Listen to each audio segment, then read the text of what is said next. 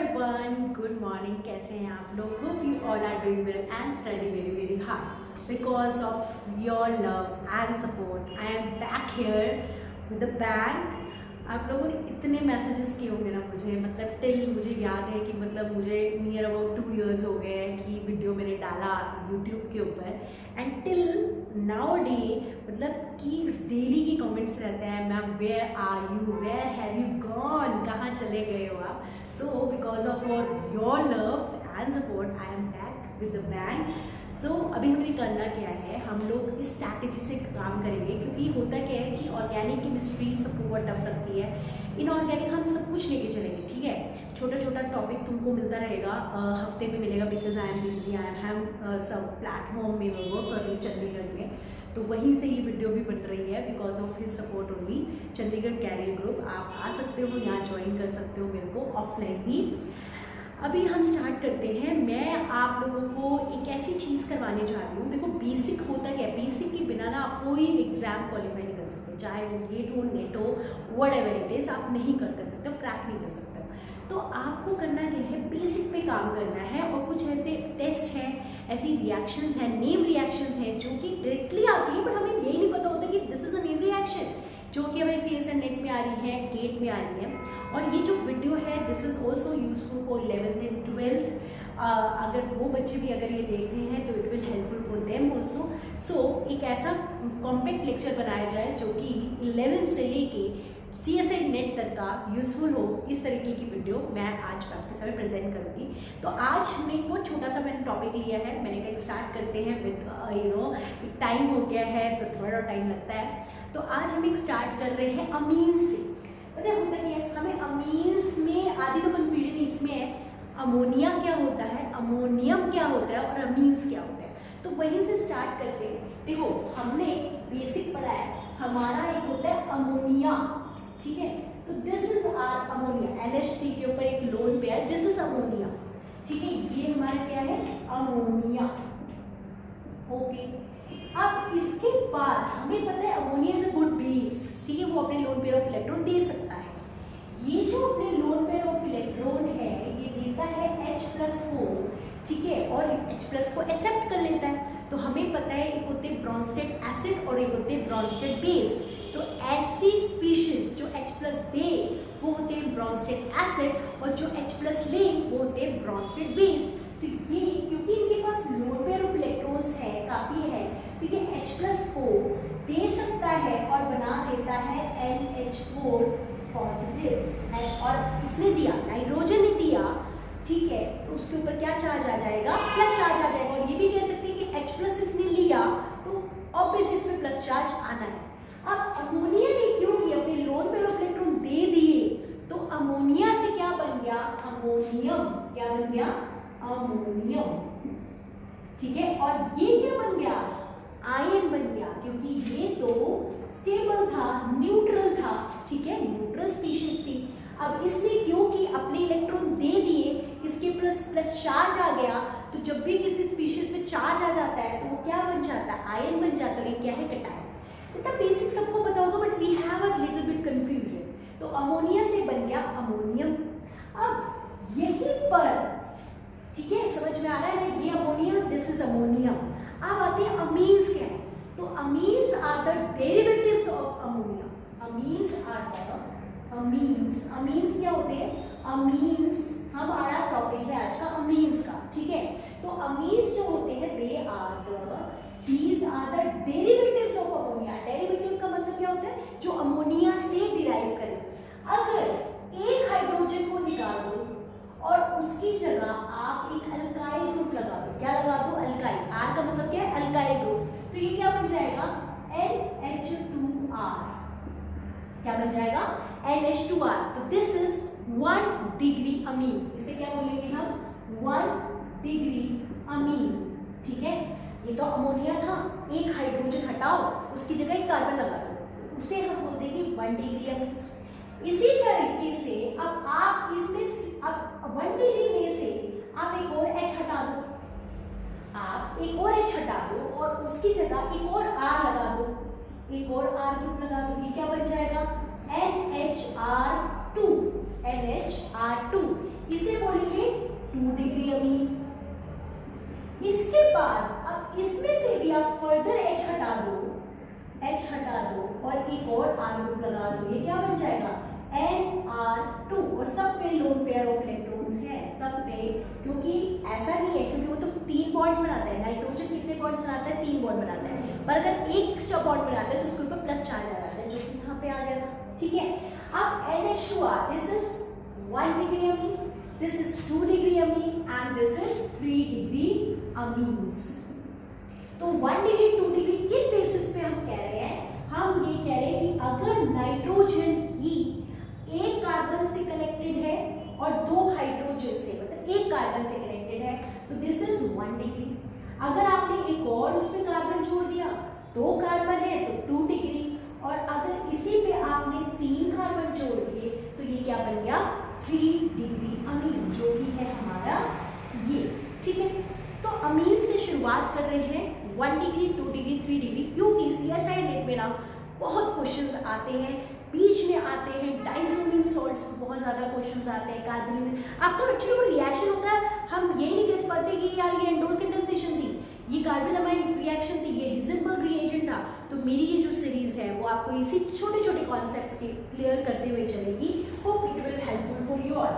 तो 1 degree amine समझ में आ गया। 1 डिग्री अमीन हमारा कैसा है? जिसमें 2 हाइड्रोजन है और 1 कार्बन ग्रुप है, दिस इज 1 डिग्री। 2 डिग्री में क्या है? आपका नाइट्रोजन है, इधर कार्बन है, इधर एक और कार्बन है और ये हाइड्रोजन है। 3 डिग्री में क्या है? नाइट्रोजन के अराउंड तीनों तरफ क्या है? कार्बन है, उसे बोलते हैं 3 डिग्री अमीन। अब मान लो लैब में मुझे 3 सॉल्यूशंस दे दिए गए और आपको बोला गया कि तुम डिफरेंशिएट कर दो 1 डिग्री 2 डिग्री और 3 डिग्री अमीन्स में। ये हमारे एलिफेटिक अमीन्स है। देखो अमीन्स में तो अब देखिए अमीन समझ में आया कि अमोनिया के डेरिवेटिव होते हैं अमीन, 1 डिग्री 2 डिग्री एंड 3 डिग्री। अब इसी में क्योंकि ये सिंपल चेन लाइक स्ट्रक्चर है तो इन्हें बोल देते हैं एलिफेटिक अमीन्स। अब यही चीज अगर बेंजीन ग्रुप के ऊपर लगा दी जाए, दिस इज बेंजीन।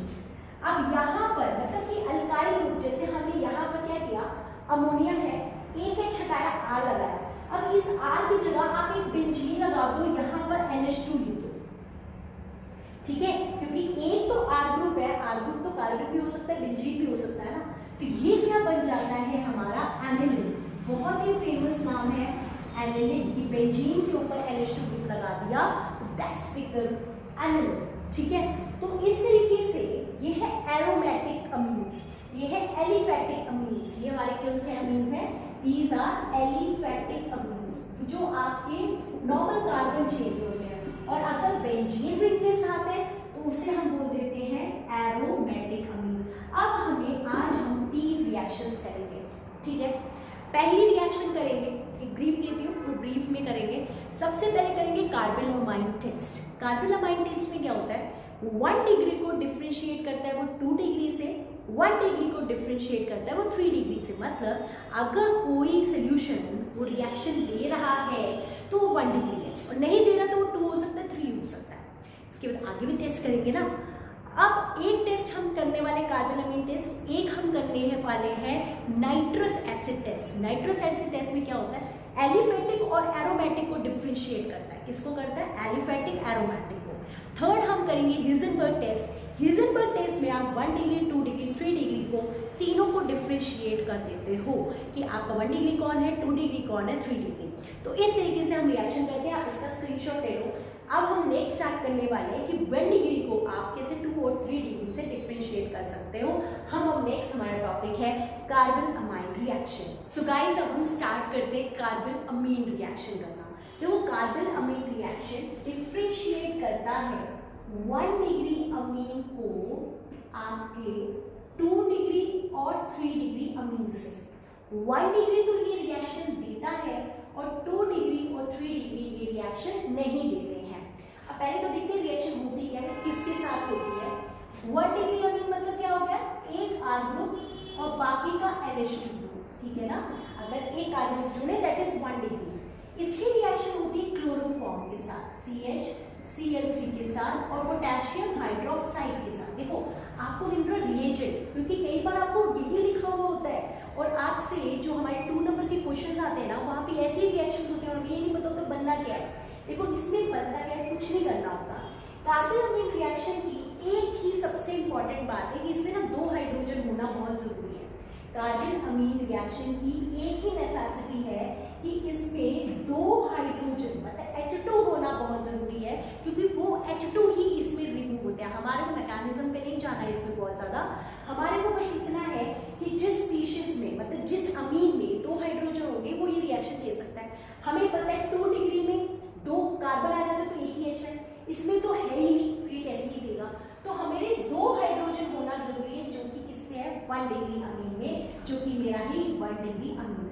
बस करना कुछ नहीं है, आपका ये हाइड्रोजन वाला पार्ट, दिस हाइड्रोजन रिमूव्ड, और इसकी जगह कार्बन आ जाता है और बॉन्ड बना लेता है, और ये यहाँ पे हम करते हैं हीट और हमारा बन जाता है RN ट्रिपल बॉन्ड C, जो भी होता है हमारा आइसोसाइनेट। हमारे को पता है ये क्या होता है हमारा आइसोसाइनाइड।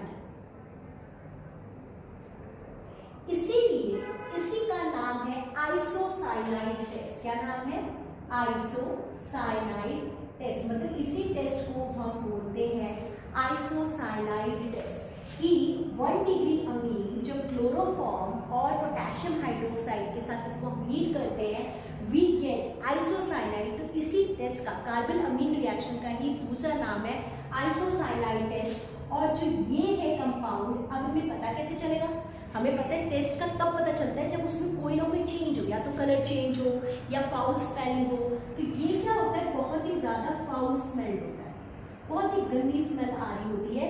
मतलब आपको मैंने बोला ना 2 रिएक्शन मिक्सचर है, आपने एक में क्लोरोफॉर्म KOH डाला, इसमें भी क्लोरोफॉर्म KOH डाला, इसमें से फाउल स्मेल और आपको धुआं धुआं सा दिखाई दिया, तो इसका मतलब है इसके अंदर क्या है 1 डिग्री अमीन।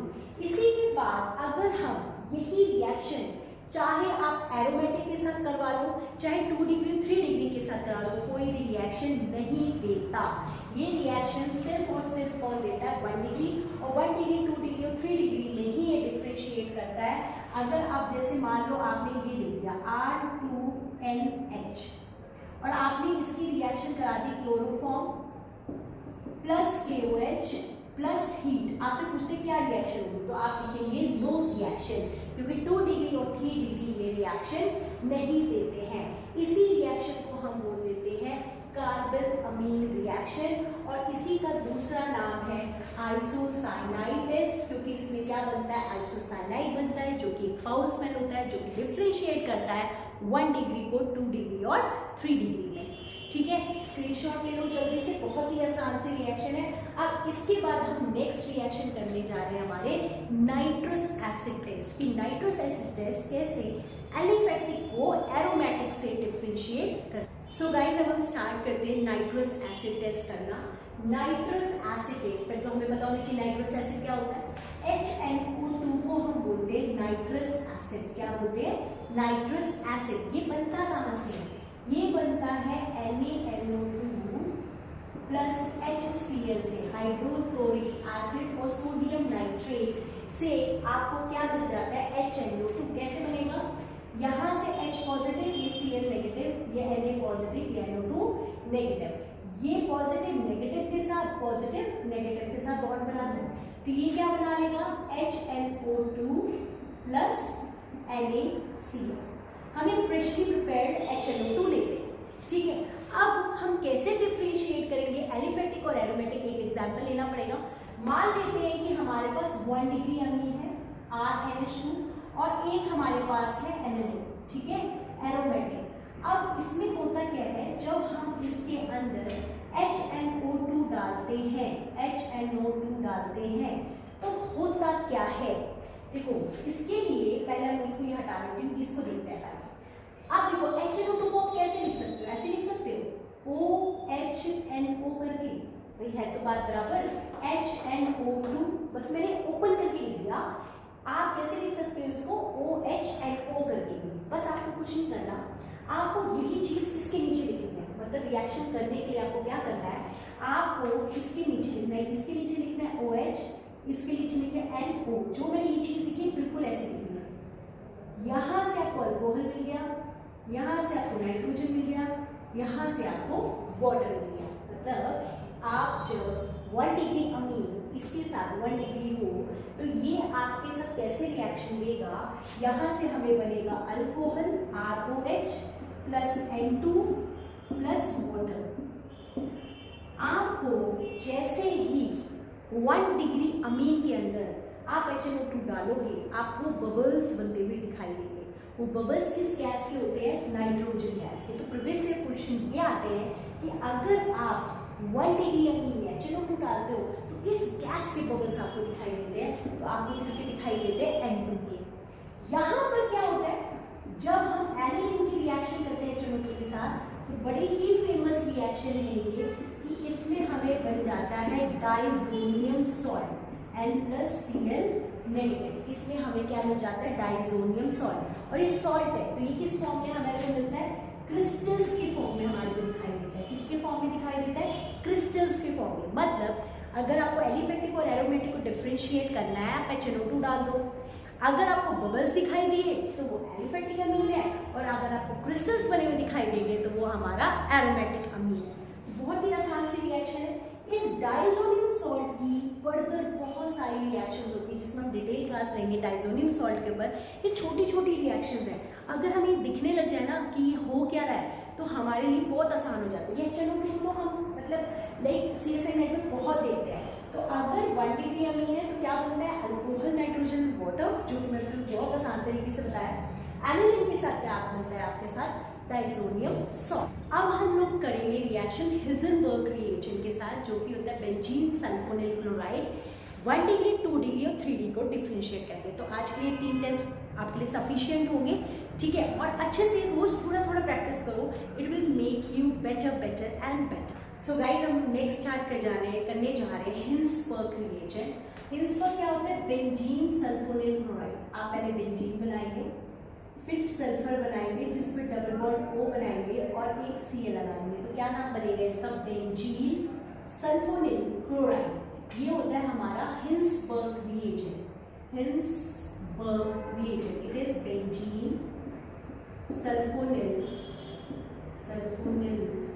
Chloride test. इसको नाम हम ये दे देंगे हिंसबर्ग टेस्ट है। हिंसबर्ग रिएजेंट कौन सा होता है? Benzene sulfonyl chloride. ये 1 डिग्री 2 डिग्री और 3 डिग्री को डिफरेंशिएट करता है। देखते कैसे। जैसे 1 डिग्री अमीन, 2 डिग्री अमीन और 3 डिग्री अमीन को ये कैसे डिफरेंशिएट करता है उसके लिए एग्जांपल लेना पड़ेगा। जैसे हमने ले लिया 1 डिग्री अमीन RNH2, ठीक है। बेंजीन सल्फोनिल क्लोराइड को बनाने का बड़ा आसान तरीका है कि आप ऐसे लेटा के बेंजीन बना दो, ठीक है। यहाँ पे सल्फर, यहाँ पे डबल बॉन्ड O और यहाँ पर Cl। हमें पता है कि एक NH2 जो होता है बहुत अच्छा बेस होता है, या अपने लोन पेयर ऑफ इलेक्ट्रॉन दे सकता है। किस पर दे सकता है? इलेक्ट्रोफिलिक सेंटर पे दे सकता है।